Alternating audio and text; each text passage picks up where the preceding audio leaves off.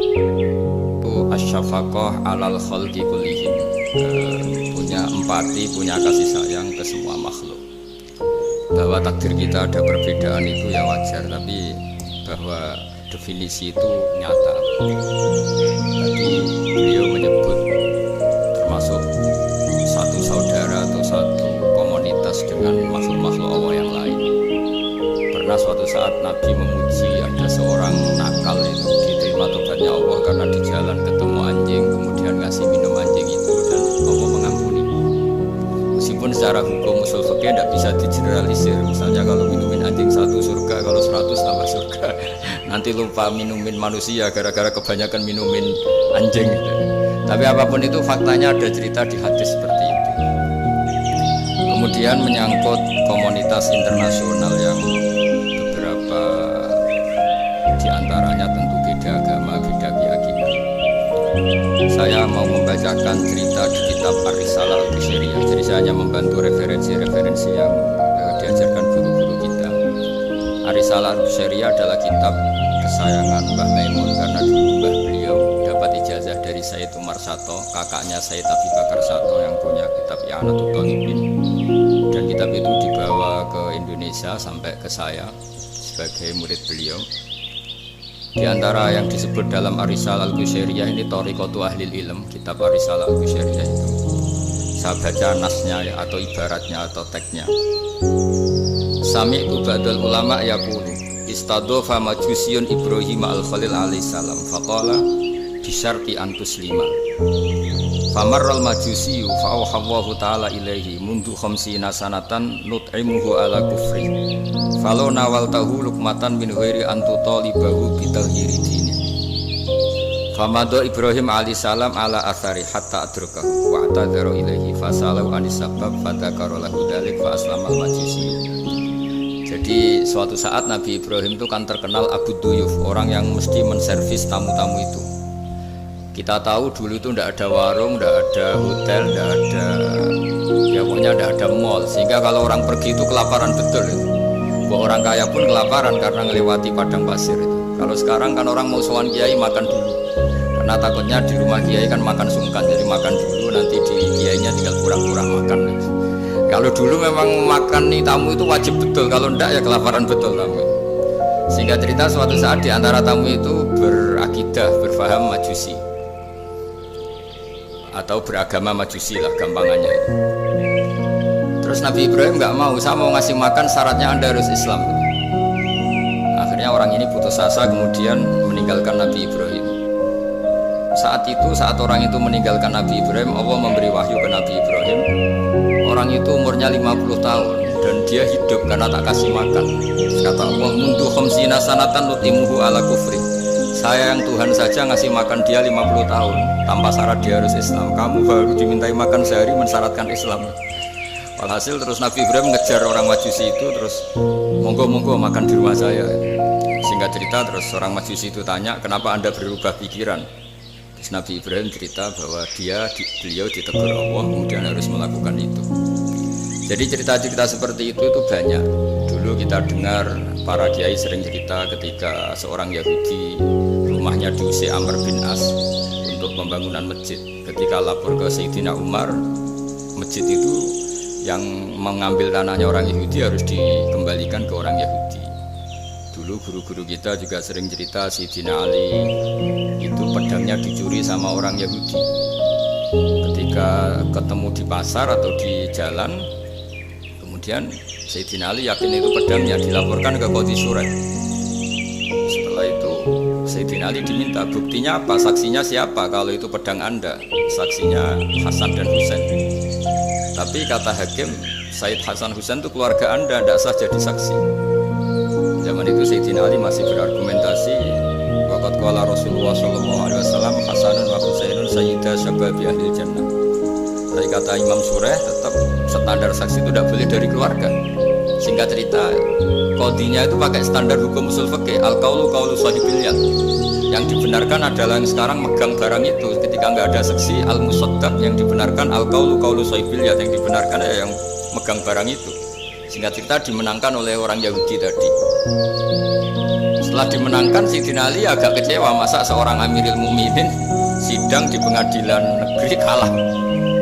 Tapi orang Yahudi tadi akhirnya insaf, sadar sampai masuk Islam, sampai beliau ngendikan bihada taqumus sama wal ard, karena ini langit dan bumi berdiri karena keadilan itu. Jadi ini cerita-cerita referensi yang bisa menolong teman-teman siapapun berkomunitas internasional. Karena pikiran saya sederhana ya, al ilmu yurisul akhwal, ilmu itu melahirkan sikap. Jadi kalau kita punya referensi yang cukup tentang toleransi, insya Allah kita hidup di mana saja punya toleransi, karena toleransi itu juga ajaran agama. Di antara yang diceritakan para guru-guru kita adalah ketika Nabi mau dibunuh oleh orang namanya Daksur atau Duksur, siapa enggak tahu KTP-nya saya. Kiai kalau baca Daksur. Ketika beliau sedang santai di satu tempat, tahu-tahu ada orang yang mengambil pedangnya kemudian bilang mayyamna'uka minni ya Muhammad, sekarang anda sama saya berdua, siapa yang bisa menghalangi kamu? Nabi dengan rileks menghentikan Allah. Kemudian si Daksur ini gemetar, pedang jatuh, kemudian diambil Nabi. Sekarang ya Daksur, mayyamna'uka minni, yang bisa menghalangi kamu siapa? Orang itu bilang la ahada, tidak siapapun. Nabi dengan gampangnya fa'afa'an, Nabi memaafkan. Padahal ini jenis harbi, jenis orang yang jelas punya niat bunuh. Terus artinya kita yang ngaji di pesantren, saya ngaji di Mbah Maimun, punya bapak Yenu Salim, semuanya ngajarkan bahwa di mana-mana perang kekerasan itu ya karena kita diperangi. Inna lilladzina yuqatalun, karena kita diperangi kita boleh perang. Qatilul ladzina yuqatilunakum. Jadi yang boleh kita perangi ya zaman kayak kita dulu dijajah Belanda, dijajah Jepang zaman itu. Ketika sudah tidak ada penjajahan ya alasan itu sudah hilang karena mereka tidak merangi kita. Jadi apa ya, perang ya ada konteks rasionalitasnya, damai juga ada konteks rasionalitasnya. Tapi karena kita punya tradisi referensi, teman-teman yang di Jerman tak bantu tadi ada kitab Arisalah Al-Qushairiyah, terus ada beberapa cerita-cerita tadi kayak Daksur. Kalau ayatnya jelas ya, jelas qatilul ladzina yuqatilunakum wa in janahu lisalmi fajnah laha wa tawakkal 'ala Allah. Bahkan seperti yang diceritakan Profesor Quraisy tadi yang sedang kita benci pun bisa saja suatu saat teman. Dalam surat Mumtahanah itu atau Mumtahinah ada ayat asawwau ayyaj'ala bainakum wa bainal ladzina ataitum minhum mawaddah. Bisa saja orang yang sekarang kamu benci suatu saat kamu cintai. Wallahu qadir, itu Allah Maha Kuasa. Dan tadi saya menambahkan yang dikatakan Profesor Quraisy tentang belajar. Dulu Nabi itu enggak puasa Asyura. Tapi ketika datang ke Medina, orang-orang Yahudi itu puasa Asyura. Coba tanyakan ke mereka, kenapa puasa tanggal 10? Terus mereka menjawab, yaumun najjawahu fi Musa, itu hari yang Allah menyelamatkan Nabi Musa. Terus fa'amara bisyami, kemudian Nabi menyuruh sahabat puasa. Artinya dulu itu segampang itu hidup, itu sesuatu yang baik, apa ya sudah ditiru. Meskipun kita tahu Nabi itu tentu mustaqil bil ijtihad, Nabi itu orang yang mandiri. Tapi memberi percontohan kita betapa gampangnya kita seperti itu. Dulu ada seorang Yahudiyah meminta sama Sayyidah Aisyah dan dikasih. Ketika dikasih, dia mendoakan semoga kamu Aisyah selamat dari siksa kubur. Zaman itu Sayyidah Aisyah itu belum tahu tentang siksa kubur sehingga beliau ingkar, gak percaya. Tapi setelah Rasulullah datang dan diceritain, Nabi, oh iya siksa kubur itu ada. Dan semenjak itu Nabi selalu isti'adah minta perlindungan dari siksa kubur. Jadi dulu di komunitas-komunitas beda agama, sesuatu yang benar ya dibenarkan.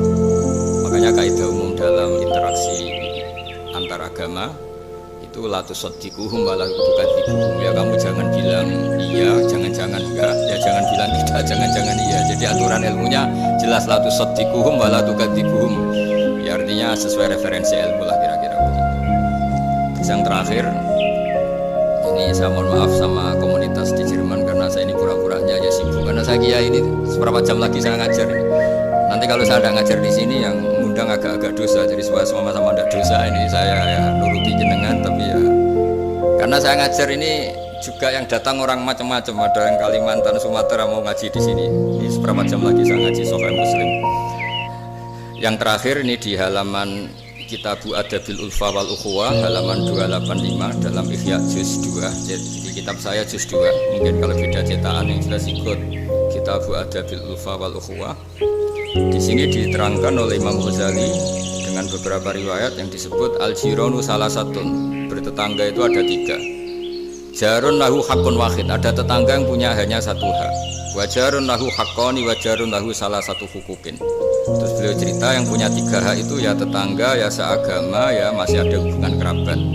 Yang punya 2 hak ya tetangga, ya seagama. Terus wa amal ladzi lahu haqqun wahid fal jaru musyrik. Yang punya hak 1 itu tetangga yang beda agama. Jadi intinya tetap dikasih hak meskipun beda agama. Sampai diantaranya disebutkan juga di halaman 287. Imam Ghazali ngendikan, beliau berfatwa dan beliau bercerita, rawahu Umar bin Shu'aib an Nabi an Jaddi an Nabi qala Mujahid kuntu inda Abdillah bin Umar wa ghulamun lahu yaslahu syatan faqala ya ghulam idza salahta fabda bijarinal yahudi. Abdullah bin Umar itu sedang memasak kambing, atau itu pembantunya ini sedang nguliti kambing. Itu pesannya Abdullah bin Umar, ya ghulam idza salahta fabda bijarinal yahudi, nanti jangan lupa tetangga kita yang Yahudi. Ini di Ihya halaman 287. Hanya cerita kebaikan. Jadi cerita perang itu ya karena kita diperangin, tapi ya kalau kita dibaikin ya baik, itu ajaran Islam. Hatta qala dzalika miraron. Faqala lahu lima taqulu hadza. Ini pembantunya juga enggak langsung menerima. Kenapa? Saking enggak mau nerimanya diulang-ulang lagi oleh Abdullah bin Umar. Faqala inna Rasulullah sallallahu alaihi wasallam lam yazal yusina bil jar hatta khashina annahu sayuwarithu. Kenapa engkau melakukan itu ya Abdullah bin Umar? Terus beliau menjawab, Rasulullah itu selalu berpesan untuk berbuat baik sama tetangga. Jadi kita tahu kalau tetangga punya 3 hak, berarti seagama, ada hubungan kerabat, hakul jar berarti 3. Ada yang seagama dan tidak punya hubungan kerabat, berarti punya 2 hak, yaitu 1 agama dan kerabat. Dan saya punya 1 hak saja, ya tidak keluarga, tidak seagama, tapi karena tetangga itu juga tetap punya hak. Dan itu pun masuk kategori lam yazal yusina bil jar, termasuk orang-orang yang harus kita baikin. Ya kalau di Qurannya kayak tadi ya, qatilul ladzina yuqatilunakum, boleh merangi ya yang merangi kita. Udzina lil ladzina yuqatalun, diberi hak merangi ya sama yang merangi kita, bukan yang tidak merangi kita. Terus waqala Hisam, kanal Hasanu la yara ba'san antut imal jarul yahudiyya wan nasraniyya min udhiyatin. Bahkan sebagian ulama di sini disebut Hasan Basri berpendapat kalau berkorban, kalau punya tetangga Yahudi yang butuh nggak apa-apa dikasih dagingnya. Ini di halaman Ihya 287 juz 2. Jadi dari cerita-cerita itu dan referensi-referensi itu, teman-teman di Jerman nggak usah khawatir lah kalau kiai-kiai kayak kita itu berfatwa nggak boleh berkomunitas internasional nanti takut begini ndak lah. Kita bacanya ya sama seperti yang dibaca Profesor Kures, sama yang dibaca Guru gitu. Jadi itu kalau boleh dikatakan sumbangan saya lah, bahwa di kita di pesantren itu ajaran-ajarannya juga seperti itu. Dan tadi beberapa kita saya sebutkan halamannya supaya bisa dicari, supaya tidak kelihatan hoax, juga tidak bikinan saya gitu, supaya jelas ya. Dan saya mohon maaf karena nggak bisa ngikuti sampai selesai, tapi saya apresiasi, semoga jadi syawal yang baik. Minal aidin wal faizin. Minal aidin artinya kita kembali menjadi ahli surga. Saya termasuk yang sependapat dengan kitab yang saya baca. Dulu kita ini ahli surga karena Nabi Adam lahirnya di surga dan diciptakan di surga. Karena satu kesalahan beliau harus kembali ke bumi. Dan setelah puasa itu selesai dan diterima, kita kembali ke ahli surga lagi, maksud minal aidin, kita kembali lagi berstatus sebagai ahli surga. Dan itu dimulai dari saling memaafkan, karena yang menghalangi masuk surga itu hak adami. Manusia itu kan paling pikir untuk memaafkan orang lain, padahal kalau hak adami belum selesai itu Allah tidak mau memaafkan. Makanya syaratnya masuk surga harus kita saling memaafkan. Dengan cara seperti itu insya Allah kita minal aidin wal faizin. Jadi mohon maaf, sekali lagi mohon maaf karena saya tidak bisa ngikuti sampai selesai karena saya harus ngaji, karena bukan papa ya, memang harus, andikan sunat itu mungkin saya tinggalkan. Mohon maaf sekali. Assalamualaikum warahmatullahi wabarakatuh. Waalaikumsalam. Terima kasih sekali. Kalau misalnya untuk satu pertanyaan mungkin masih bisa juga kita sama-sama harus tinggal 2 menit. Takutnya ini Gus, banyak yang nunggu, nanti saya yang dimarahin, saya juga menunaikan kewajiban. Ada satu pertanyaan dari pertanyaan saya. Terima kasih Prof. Ini saya tanyakan langsung Prof. Saya pernah mendengar panjenengan menyampaikan tentang konsep kedamaian aktif dan pasif. Mungkin bisa dijelaskan Prof mengenai hal tersebut, khususnya dalam rangka mempersatukan hati tadi Prof. Baik, jadi begini, saya beri contoh. Damai pasif itu Anda tidak ganggu orang. Damai aktif itu Anda memberikan sesuatu yang positif kepada orang. Kalau kita berada di bus, duduk tanpa menyapa yang di samping kita, tanpa mengganggunya, kita duduk dengan baik sambil membaca atau merenung, itu terjadi kedamaian, tapi itu damai pasif. Ada yang aktif adalah Anda memberi dia, ini koran Mas mau baca, ini permen Mas, ajak dia ngobrol dan sebagainya, itu damai pasif. Nah di Al-Quran itu dua-duanya ada itu.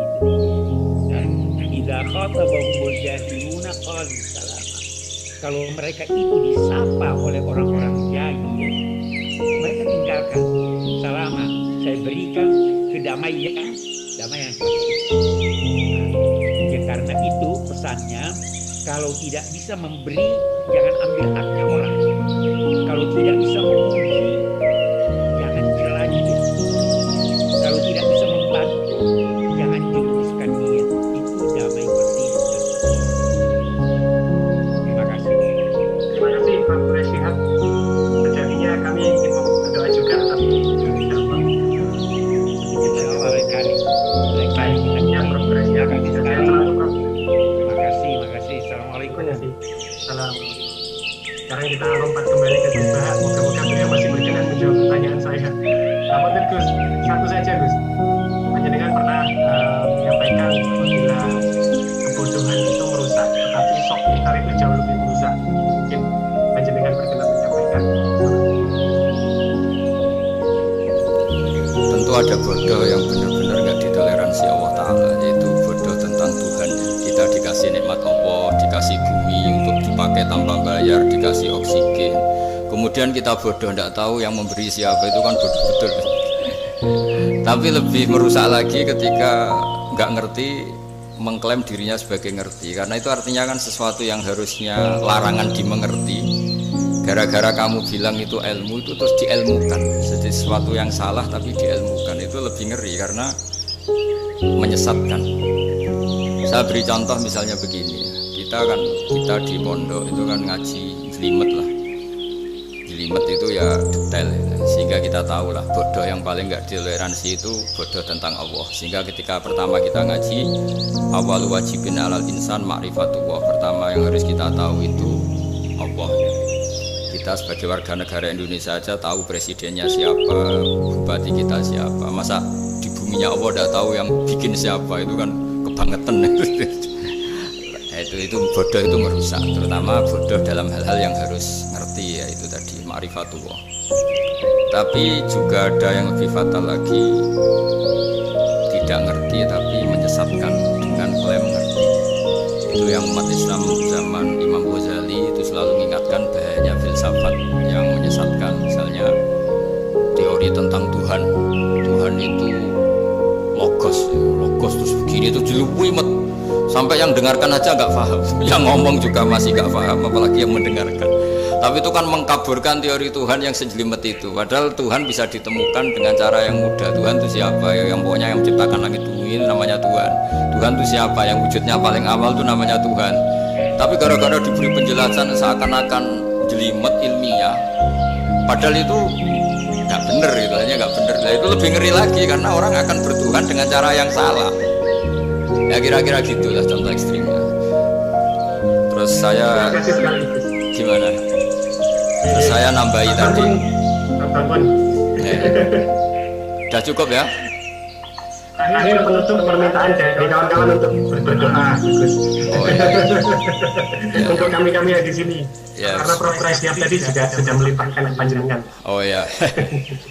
Terus saya menambahkan sedikit tentang yang didawuhkan Pak Kures tadi. Memang di terakhir dawuhnya Nabi, kamu harus berbuat baik. Kalau nggak bisa ya Rasulullah, mendukung yang baik. Kalau nggak bisa ya Rasulullah, Nabi terakhir ngendikan takufu syarroka anin nas fa innaha sadaqatun minka ala nafsik. Potensi kejahatan kamu jangan menimpa orang lain, itu ya bagian dari sedekah kamu. Jadi takufu syarroka anin nas fa innaha sadaqatun minka ala nafsik. Jadi misalnya bawaan kita baru gak mood, bawaan kita baru ingin emosi, ya sebaiknya jangan ketemu orang, nanti bawaannya cemberut. Tapi kalau bawaan kita sedang baik, ya sudah nggak apa-apa ketemu orang itu. Jadi ya diukur-ukur sendiri lah.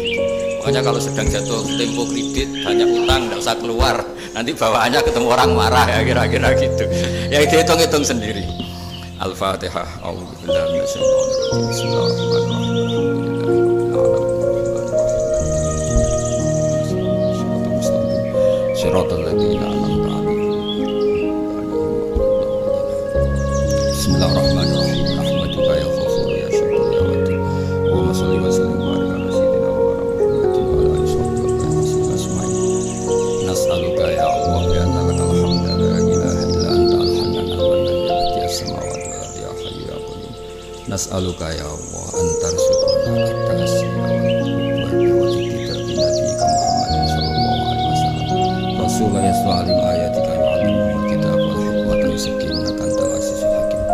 Wa nas'aluka ya Allah anta ta'ala himmatana fi hadika ila kalimatika al-ulya wasjuda laka warruku alaka hatta nakuna ibadan laka ma'ari ayatin minka wa hifdin minka ya Allah ir'ana fi ainil ayatik wahfatna bihdik nama kunna ya Allah fi ardika wa fi mulkika ya Allah faj'alna aminin mutmainin alladina la khawfun alaihim wa la hum yahzanun warzuqna al-busyra fid dunya wal akhirah warzuqna ya Allah at-tawadduda wat-tahaba ya Allah sing yakunu dhalika sababan ya Allah li ilahi kalimatika al-ulya wa khidmati dinika ya Allah al-mahajjatul bayda lailuha kana hariha ya aqimna ala dhalika wa a'inna ala dzikrika wa syukrika wa husni ibadatik Rabbana atina fid dunya hasanah fil akhirati hasanah wa qina adzabannar sallallahu ala sayyidina Muhammad sallallahu alaihi wasallam subhana rabbika rabbil izzati amma yasifun wa salamun alal mursalin walhamdulillahi rabbil alamin.